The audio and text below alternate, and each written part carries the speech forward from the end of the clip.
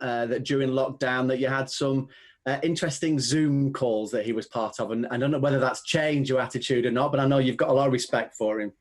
Yeah, I have. But actually, look, I come to the country and manage Liverpool. You go to a place like Burnley and they fight with all they have and stuff like this. It's not nice. We are both pretty animated at a pitch and very emotional, I would say, on the sideline. And that I can imagine that people maybe think we don't have the best relationship. We don't have a relationship really because we meet only a couple of times a year. But it's just... more and more I learn about this league and how competitive this league is, and before you know it, but you really know it only when you feel it. I couldn't respect more what he's doing. That's the truth, because how he sets it up and how competitive they are every year. And now again, they have around about 40-something odd points, and they will probably will have more than 50, and that's incredibly difficult. And with the injuries and with setbacks you get over a year, it's incredibly difficult. And he's doing an incredible job, honestly. Yeah, and during the lockdown, we had some Zoom calls, but that was, seems to be a good guy. So what can I say? That's all. Okay, you're not going to divulge any more on those calls, are you? No. Just looking as well, Curtis Jones, when he scored against Villa, became the 17th different player to score for Liverpool this season, which equals a club record. I'm just wondering what satisfaction maybe you can take from that it's not just the three guys up front scoring all the goals, it's almost everybody. Yeah, that's good. That's how it should be. Nobody, and especially the way we play, nobody is, or we don't say you are not allowed to score. You have to stay always there. And okay, the centre halves are not that often involved in offensive action apart from set pieces for the final situation. But even they, of course, can score. And it's good. It's exactly how it should be. If you want to be successful, the goals need to come from everywhere, pretty much. And so that helps us, of course. But Curtis, if we heard now, I think 2 days ago, I heard now that that the two up front were involved in 250 goals since we worked together. That's a great number as well. And so it's good that we all score, but it's very good that the three up front score especially often. So that helps in all the games, but especially in the very tight games. And that's it. Juliet? Jürgen, just going back to Jordan and the injury, we saw how he lifted the Champions League trophy last season. Will he be able to lift obviously the trophy for the Premier League this season? But also, do you have kind of a sympathy for him for missing out on what's going to be that sort of title lifting match against Chelsea? Oh yes, we all felt very much. Oh, it was an awful moment when he went down, when he left the pitch. We knew immediately. Hendo is a how can I say? In Germany, we would say he's an animal. He fights with everything. So if he has pain, they will never tell you. So he can really deal well with pain. And in this moment, when you saw, he knew something happened, what not should have happened. We all felt it. It was a complete mood killer. Boys came in, didn't know exactly. 3-1, great. I told them winning an away game in the Premier League is exceptional for all teams in the world, and it's exceptional for us. So we should be really happy about that. The boys were happy about that. And then you realize, oh, Hendo is around the corner on a bet. So we were everybody felt for him. Absolutely. He deserves to lift the trophy, and he will lift the trophy. And so I said, no surgery needed. That's the good news. And for all the rest, we can make our own decisions, or I think a few decisions at least, how it will be around the trophy lift. But Hendo will lift the trophy. Fantastic, thank you, Juliet. Mike Hughes, I think is. In fact, sorry, Mike. Actually, we'll go to TalkSport and then we'll come to you. Staying in order. Sorry, Mike.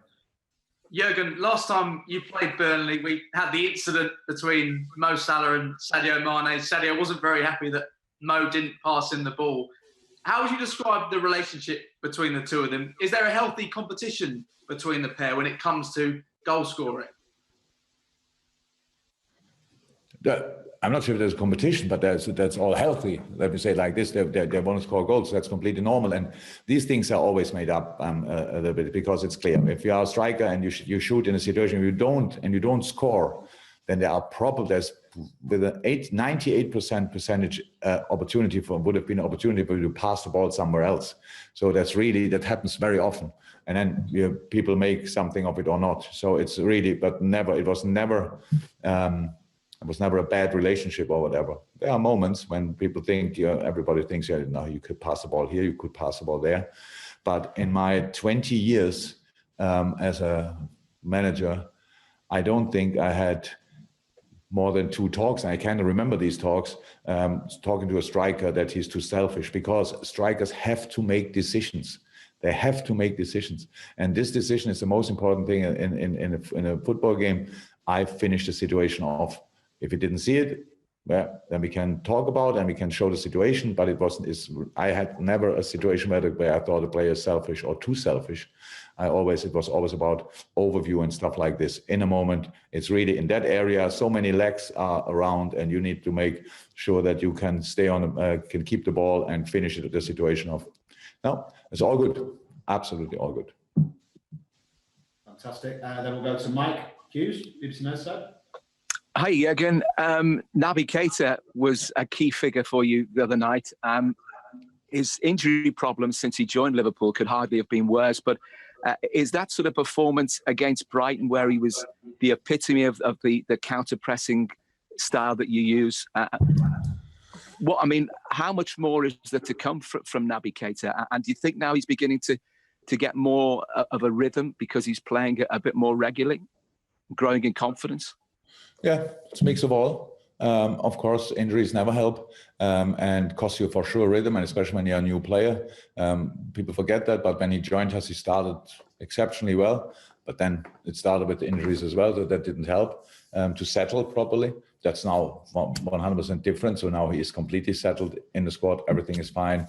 Knows all the people around. That makes it all different. And then, not to forget, he was not in a team in the first 11 when we had incredible runs. So in the last 2 years, we didn't lose a lot of game. And as long as the players were fit and stuff like this, it's just difficult to come in, especially after an injury, when you try to get rhythm and all these kind of things. So now it's all different. He's in a really good moment anyway, but fit as well. And plus being settled now, that makes life easier and very good football possible when you have the skill set of Naby Keita. So it's just really, really good. And the counter press or high press or things like this, he was used to from Leipzig. Huh? So it's not that we had to adjust. It's part of the performance. And if you are not on your highest level, but you want to perform on the highest level, then it's a constant fight with the inner fight with yourself. So, and now because of the injuries, he barely had rhythm. Now he has rhythm. It's good. And now we have to make sure that he can keep that at least until the end of the season, and then we have another little break, and then we will carry on. The game against Brighton, it was a cracking match, probably closer than you would have liked, but you had to withstand some really creative work from Brighton. Defensively, you had to do your job. In some ways, is that a real indicator of how every Premier League game against whoever you're up against, there are constantly challenges, and even when you're 2-0 up after 8 minutes, you really have to stay at it. Oh yeah, but that's a big compliment. A big compliment for Brighton and Graham Potter. It's really incredible what he's doing there, I have to say. So because I think being that early 2-0 down is not every team can deal with that, especially when you're fighting for the league, what Brighton is still doing. There are moments, I think there are teams out there where you could think, okay, they are now broke. But it didn't happen and never happened to Brighton. And so apart from that, the way they play, the way they approach a game is pretty different. So yes, each Premier League game is a challenge. They have all different challenges, but the way they do it is pretty special for a team who fights for staying in the league.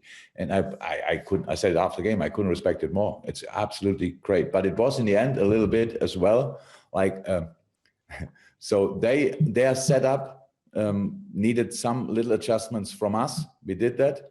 They needed some adjustments as well for the things we did. For example, they had a playing build-up until we won the ball twice and scored. Then they didn't do that anymore. So you need to react in a game, of course.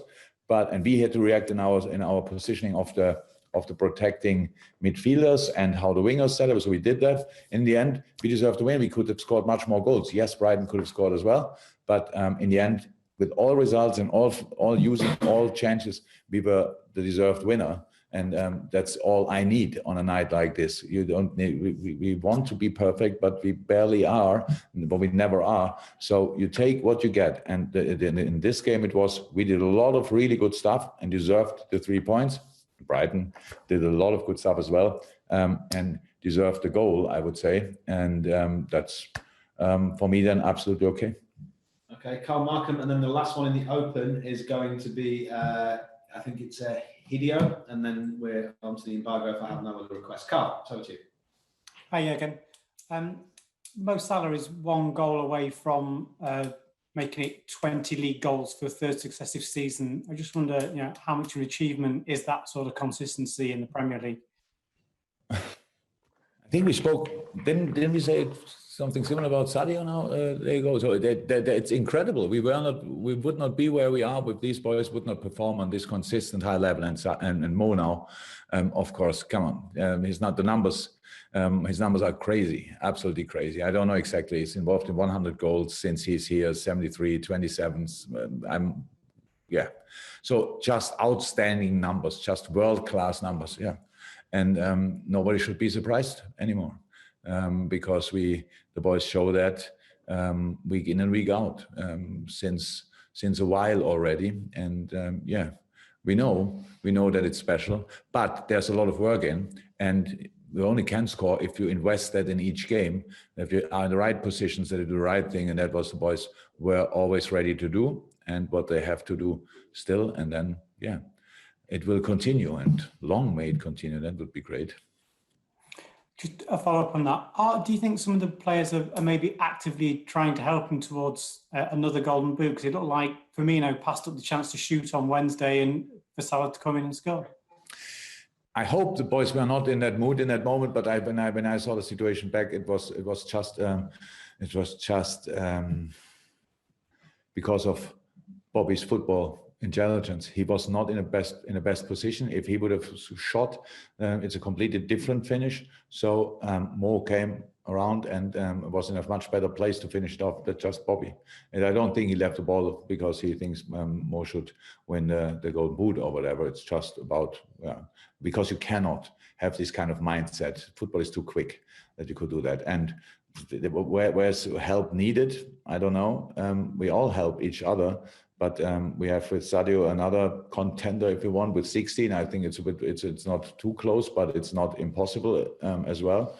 So they all want to score goals. Bobby wants to score goals. They all shall want that, and that's exactly the mindset we need. That they want to be decisive. They really want to decide football games, and that's the mindset a striker needs. Fantastic, Hideo. Hopefully, I'll pronounce your name correctly. If you'd like to ask your question, and then we'll go to. Hi, Jürgen. I want to ask a question about Minamino, and I know it's not really fair to judge him on stats given his limited playing time, but he hasn't been involved in any goals so far. Would you still be happy as long as he's making contributions in other areas of the game? Absolutely, and with the goal scoring, it's anyway. But it was really unlucky. Huh? I think in the last, not true in the last game, but for sure in the game before, he was really unlucky that the twice already. He could have scored 2-3 times already. Absolutely, with exactly the same performances he had. So it's all good.